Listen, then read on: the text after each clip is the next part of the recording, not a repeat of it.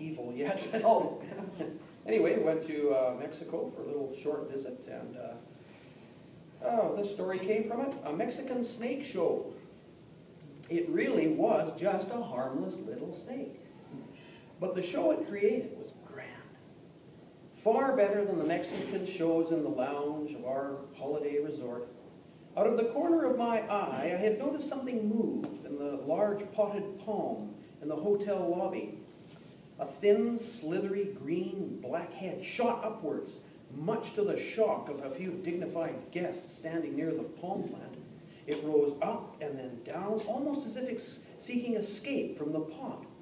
The Baja Principe Resort is surrounded by swamps and lush green gardens, and I suppose it is only natural that a little entertainment crawls into the rooms now and again.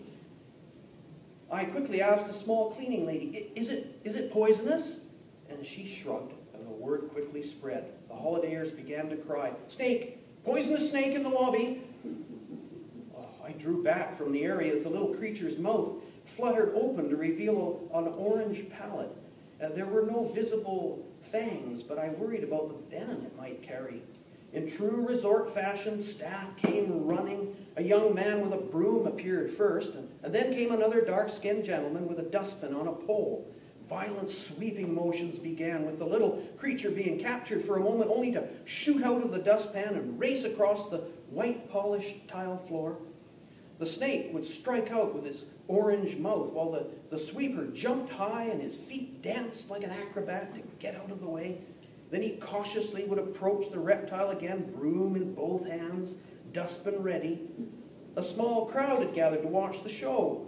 The snake was near to winning his freedom again when a tall, important-looking man with a green shirt arrived from the head of the department to offer his assistance. He managed only to fling the snake and broom far out onto the lawn before he retreated in fright. The brave Mayan workers from the cleaning department moved in to finish the job.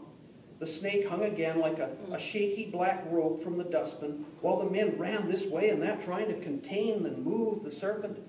By now, we had all been assured by the staff that it was just a harmless snake.